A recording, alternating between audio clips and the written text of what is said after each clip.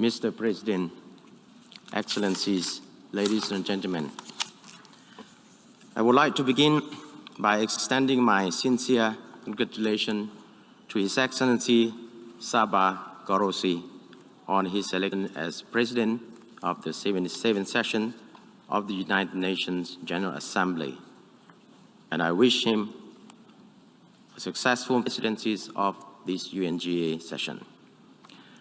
I have the honor to speak on behalf of the Lao People's Democratic Republic in this August Assembly. Mr. President, we are at a critical juncture when the international community is facing multifaceted challenges ranging from armed conflicts to environmental crisis and economic downturn that set back global development. Multilateralism is always at the heart of international cooperation, has been undermined by unilateralism, has been applied widely. These challenges, already exacerbated by COVID-19 pandemic, have hindered and reversed the development gains attained during the past decades. The implementations of the SDG has never before been so tarnished. It is disheartening that the most vulnerable peoples and countries are now suffering the most.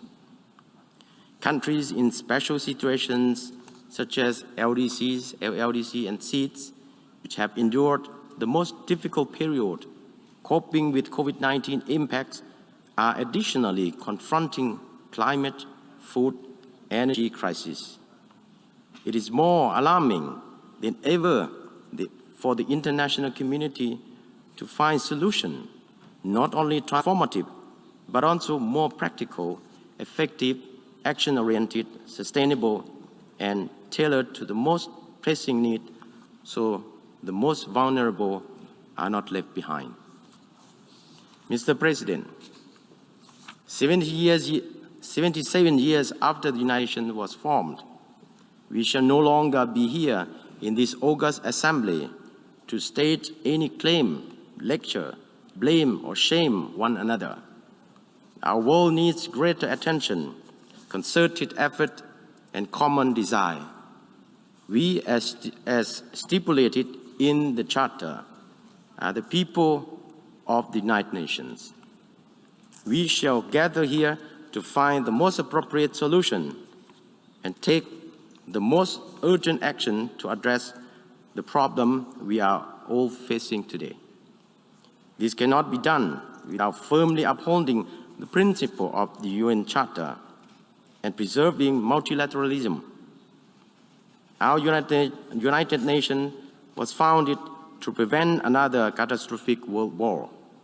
Our shared wisdom and political will to find the most pragmatic and suitable solution to multiple crises threatening us all today must lie on the top of other individual interests. In doing so, we must strengthen our solidarity, cooperation, and collaboration, and must not create confrontation and division. As such, it is necessary, and after more than 7 decades, that the United Nations revitalizes and increases its ability to effectively address global problems. In this context, the United Nations needs to effectively fulfill its mandate in maintaining international peace and security, as well as promoting development cooperation.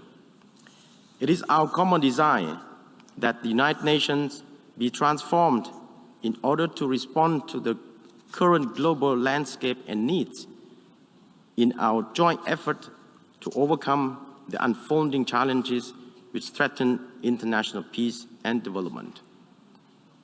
The international community must find peaceful and lasting resolution to any conflict and disputes around the world, including the Middle East problem. We believe that unilateral sanction or measures cannot be effective, as it is not only contravened to the principle of the Charter of the United Nations and international law, but also hampers the national development of other countries.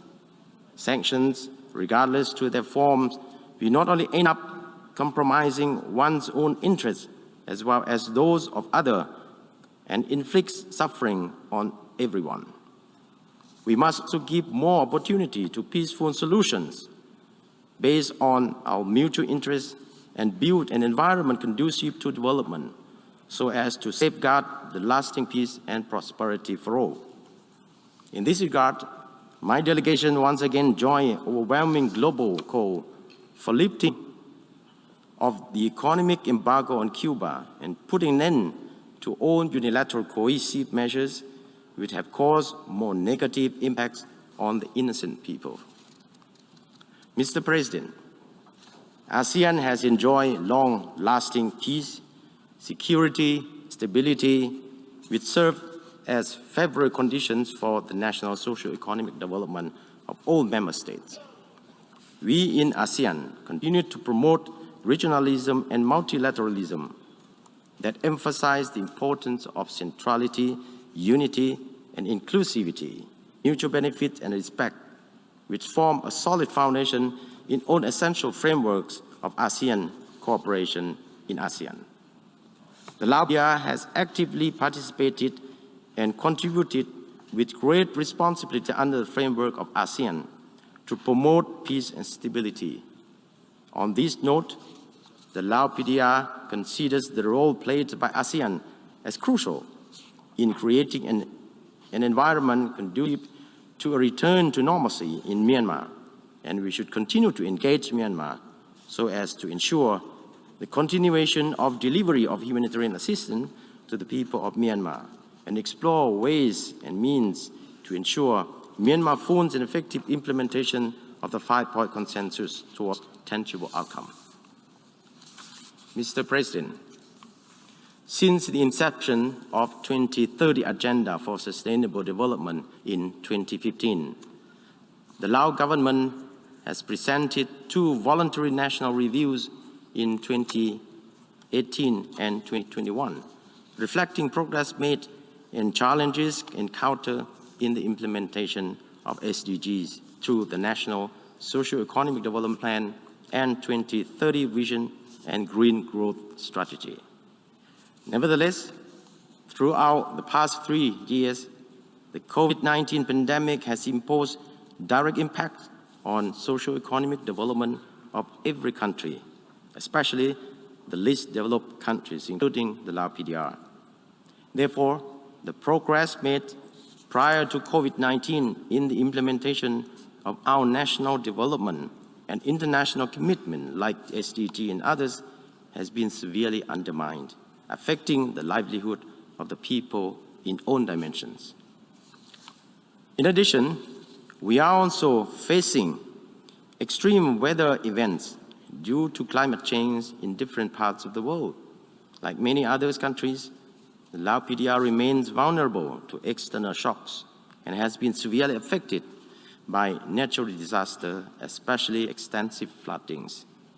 Over the past years, our government has attached great importance to combating climate change through the implementation of the revised nationally determined contribution that clearly outlines ambitious targets of the national action for tackling and mitigating climate change toward achieving net zero emissions by 2050. To this end, there is pressing need for adequate financial resources and technical support for gaining access to climate finance and other sources of funding to support developing countries, especially LDCs, LDC, and SEEDs, to achieve their development goals and commitment made under the Paris Agreement. In this regard, we call for renewed political will coupled with concrete action taken by international community in the upcoming COP27 to preserve our planet for many generations to come. Mr. President, having recognized multidimensional challenges and special needs of the group of countries in special situations, the Lao PDR strongly committed to the implementation of the internationally agreed development goals and program of actions for LDCs and LDCs, and other UN development cooperation frameworks. The Lao PDR remains hopeful and firmly believes that multilateralism, with United Nations as the lead institution, the multiple crises and challenges in the international community is facing can be appropriately addressed. We are strongly committed to supporting conflict resolution through peaceful means, guided by the UN Charter and other relevant international laws. We trust that development cooperation for common interests and shared benefits must continue to be at the core of international relations. Towards this end, more action-oriented solutions and non-politicized approaches must be adopted. It is our hope that this UNGA 77 will offer opportunities to enhance our solidarity and revive sustainable development path in order for us to ensure transformative solutions for better livelihoods of our people and planet. I would like to end my statement by expressing on behalf of the Lao government and people my sincere appreciation to all member states for the kind support for our membership of the ECOSOC for the period 2023-2025. We stand ready to humbly serve and make meaningful contribution to the work of ECOSOC, and we pledge to discharge our duties in advancing partnership towards a more resilient and sustainable world. I thank you, Mr. President.